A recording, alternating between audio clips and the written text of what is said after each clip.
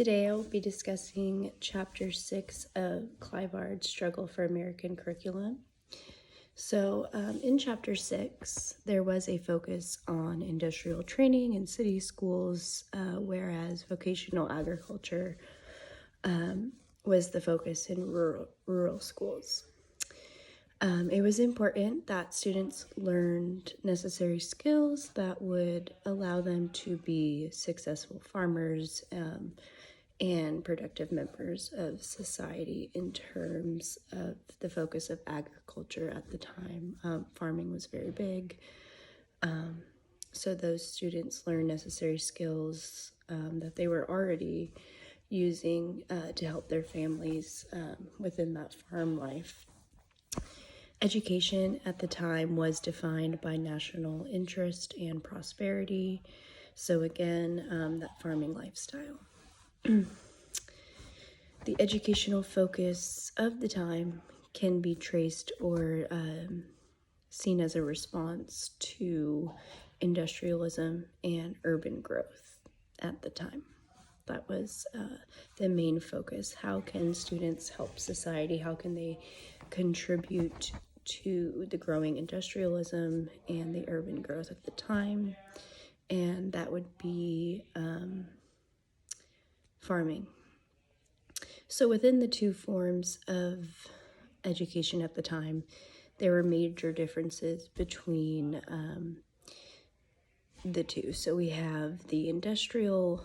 We can see that it was more remote in terms of time and setting.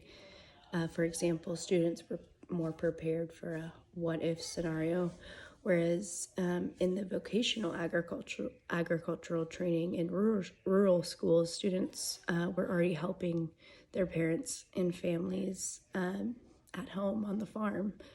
So it was just kind of something that they were already doing, but they were learning more of those skills so they could eventually take over. They were expected to take over, continue their parents' legacy and continue that farming lifestyle. It was also seen as just more of a preparation for future living. So they were learning those hands-on skills that were necessary at the time to be successful and productive.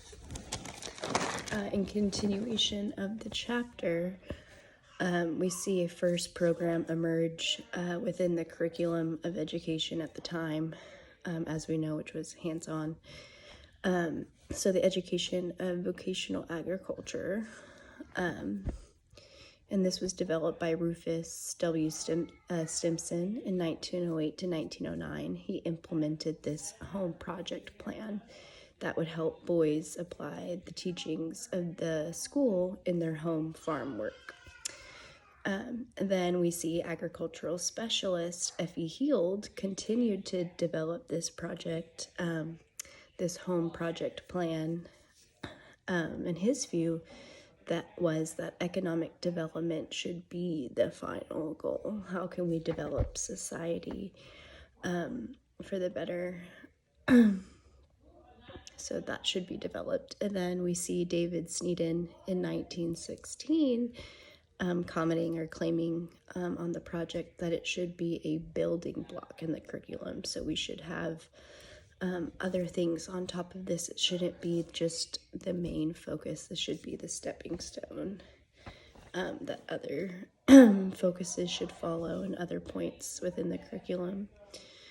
And then we have John Dewey come up a little bit later on, and he said that students in the elementary level should explore and acquire knowledge through experience and curiosity. We should build their minds, and they should be learning from doing and meaningful experiences.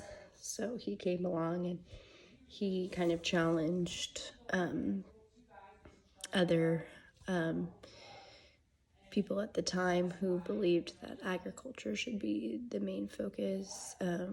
Those skills that were needed for, farming, he thought, we should expand on this. Students should be learning more meaningful curriculum, and they should be, it should be more based on their interests rather than society. So he kind of was a big player at the time in developing curriculum that was more complex and not just, okay, we're going to learn how to farm and we're going to learn these skills to work rather than to actually acquire knowledge. From there, the project was extended. The home project was extended by William Kilpatrick, and he was able to kind of rekindle this diminishing hope sparked by developmentalists at the time, that children are really the key to this revitalized curriculum. So in chapter 6 of Kliebards' Struggle for American Curriculum, we kind of see this shift in curriculum, but at the time it was heavily based by two defining teachings. And again, that was industrial and vocational agriculture. And we can see that these industrial training again was in city schools, whereas the vocational agriculture was seen more in the rural school areas. And again, that was tied to the industrialism at the time and the urban growth. And a lot of the key players and agricultural specialists believed that students should be learning necessary skills that would make them productive members of society and that would prepare them in life. So again, those life skills rather than math, science. They're learning that hands-on, how can I take care of the farm lifestyle. So in conclusion, that was chapter 6 of Kliebards' Struggle for American Curriculum.